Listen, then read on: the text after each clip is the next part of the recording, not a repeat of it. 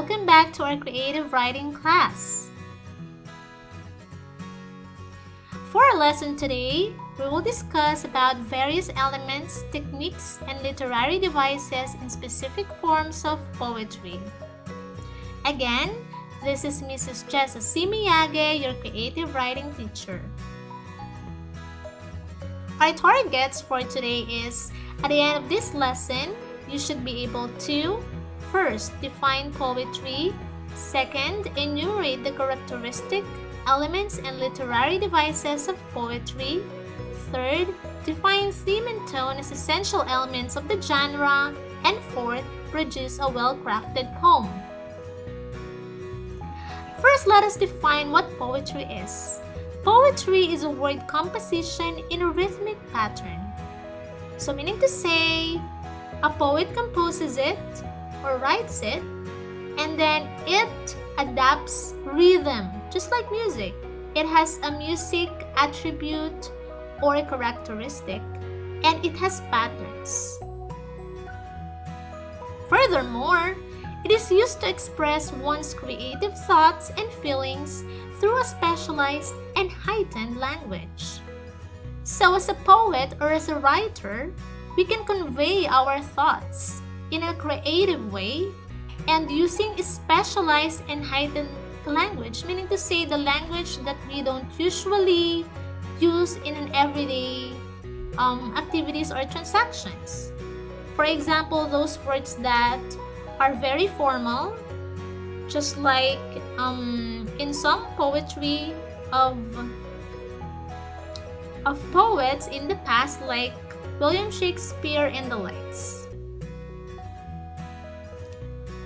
Now we go to the characteristics of poetry. So it has unique characteristics in comparison to other forms of creative writing. It includes the following. First, it expresses creative thoughts in much briefer way than a short story or novel. So it doesn't mean that it's shorter that it cannot express creative thoughts. So as short as it is, it can express creative thoughts just like short story and novel. Second, it uses elements such as rhythm, imagery, verse and meter, and poetic devices. So we will discuss each element later on. Third, it has a musical quality. So because of the rhythm and such, we say that it has also a musical quality. Fourth, it has a structure. So it has form and the likes. 5. It is used to express intense personal emotions and experiences. 6. The content of a poem shows the universal truth and connotes a deeper meaning. Meaning to say, the content and the theme of most of the poems that we know are of universal resemblance to each other, from country to country or from one hemisphere to another hemisphere. And last but not the least, it does not use everyday language. So, as we were saying a while back, it uses heightened and special language. Let's stop by and read this poem by Emily Dickinson. If I can stop one heart from breaking.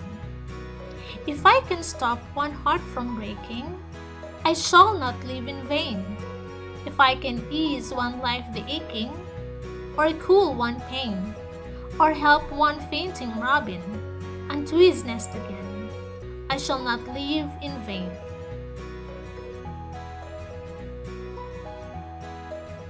As we read that poem, what characteristics of the poetry does the sample poem exhibit? So basically everything, from the first to the seventh characteristics. Let's now go to the structure of poems. Form. Form is the appearance of the words on the page of the reference. It may be different nowadays, since layout artists may simply adjust and create the desired form of poem. Meaning to say, we have the traditional form of poem and the modern form of poem, just like in experimental poems. So, The traditional form follow certain conventions of how we write and read poems. On the other hand, when we say modern poems or forms of poems, we can have such as concrete poems wherein the subject, for example, is a swan. The subject of the poem is swan, and then therefore the form will be a swan in concrete poems. Next, poetic line or line is a group of words that form a single line of poetry.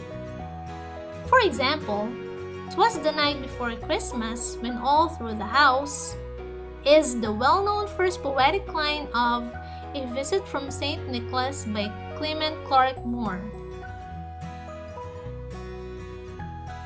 Next, a strong rhythmic pattern or metrical feature is more commonly known as meter. Much of English poetry is written in lines that string together one or more feet. Here are the most common types of feet, the rhythms they represent, and an example of that rhythm. Anapestic, da da da, as in get away. Dactylic, da da da, as in honestly. Iambic, da da, as in alas. Trochaic, da da, as in pizza.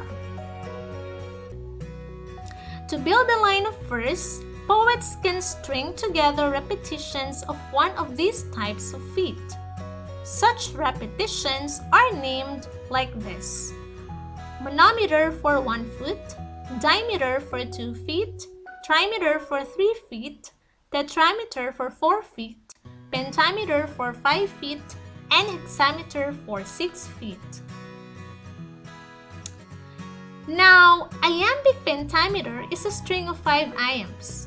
The reason why I'm using this example is because Shakespeare's Sonnet 18, the lines from that or the couplet from that is a good example of it. "Shall I compare thee to a summer's day? Thou art more lovely and more temperate." So if you can see, "shall I" is 1 iamb, "compare" 2nd iamb, "thee to" 3rd iamb, "a sum" 4th iamb, and "Mor's day" is the 5th iamb, making it an iambic pentameter. We have 5 iambs here per line. So this couplet, each line of this couplet has 5 iambs, making it an iambic pentameter. Now note the rhythm: da da, da da, da da, da da, da da. In his plays, Shakespeare generally used blank verse, unrhymed iambic pentameter. Don't confuse this with free verse, which is poetry that is not written in a traditional meter but is still rhythmical. The poetry of Walt Whitman is perhaps the best known example of free verse. Next structure is stanza, which is a section of a poem named for the number of lines it contains. Example: a couplet is a stanza of 2 lines. The first stanza from Barbara Frietchie by John Greenleaf Whittier is a couplet. Up from the meadows, rich with corn, clear in the cool September morn. So we have 2 lines here. This one and the second one making it a couplet stanza.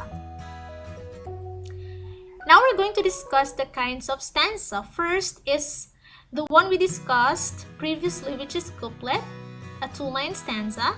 Second is triplet or tercet, a 3-line stanza. Third is quatrain, a 4-line stanza. Now this is the usual kind of stanza wherein most of the poems follow. Sorry for the typo. Fourth is quintet, a 5-line stanza.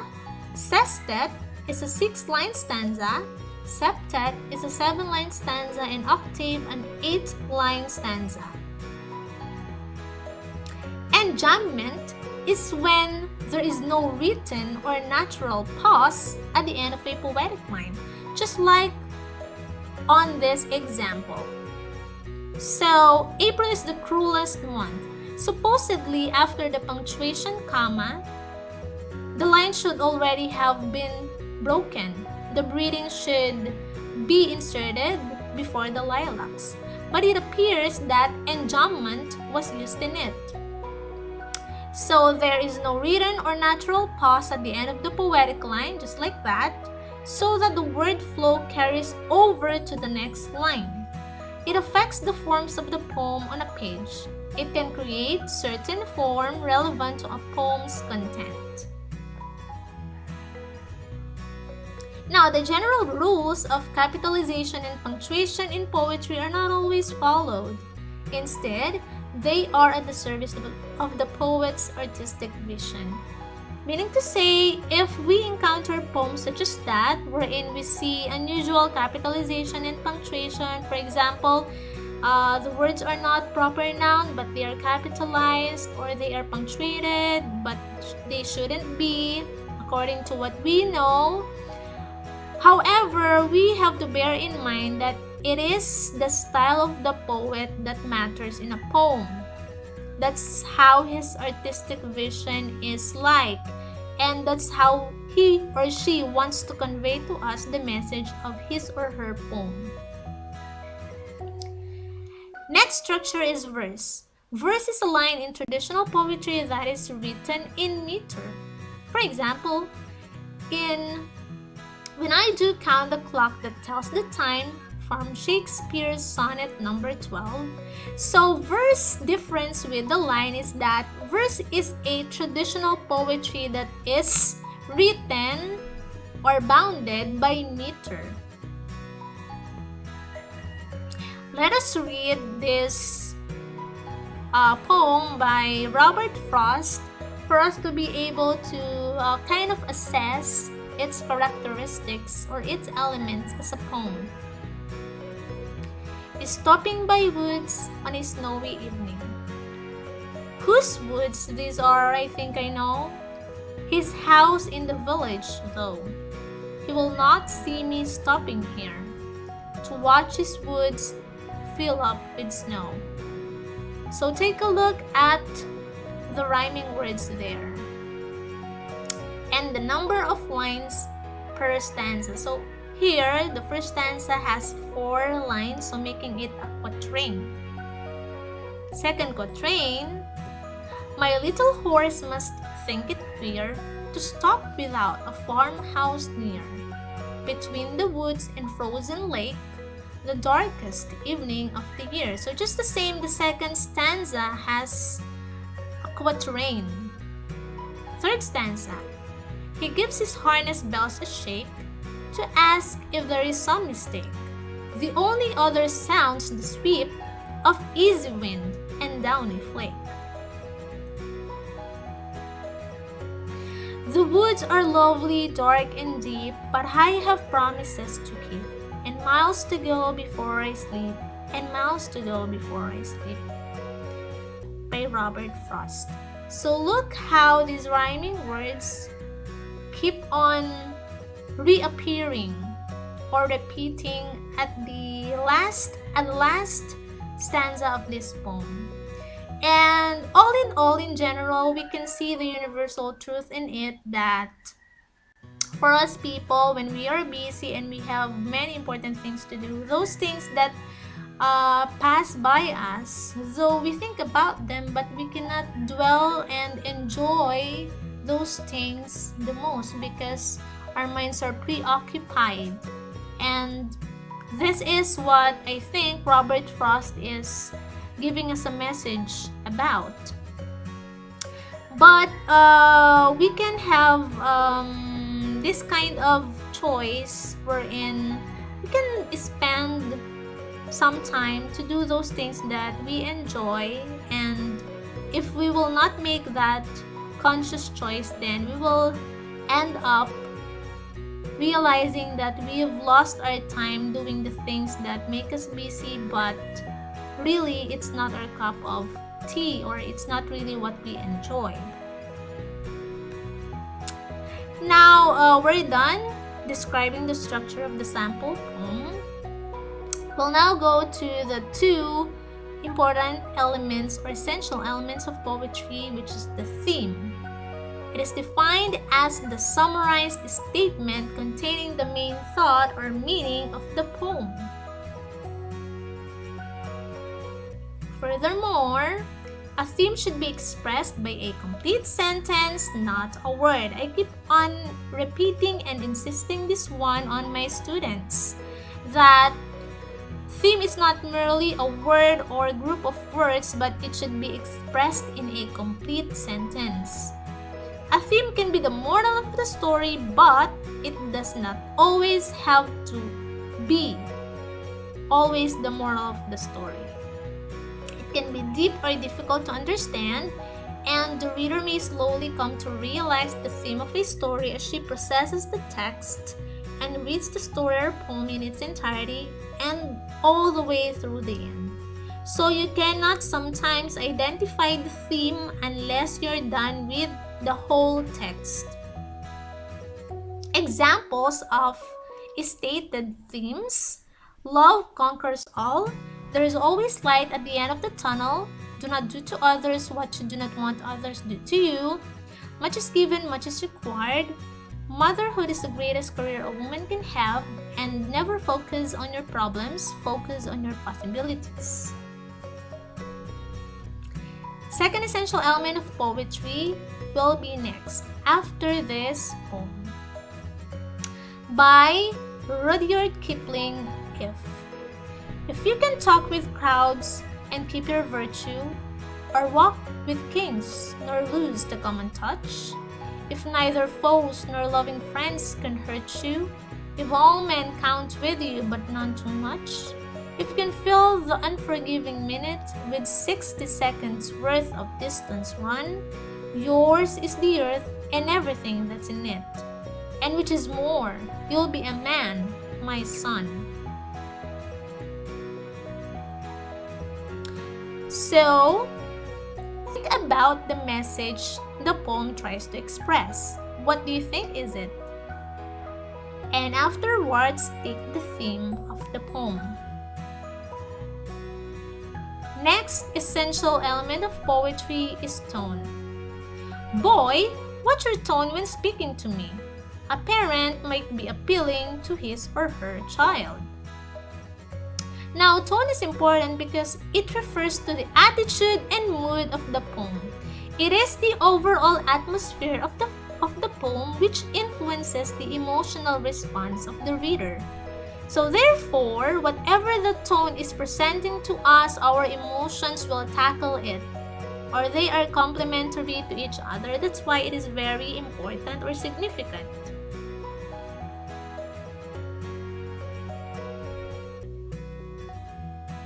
Now, these are some important tone words. First is accusatory, second is bitter, third is cheerful, fourth critical, 5 earnest, 6 intimate, 7 matter of fact, 8 optimistic,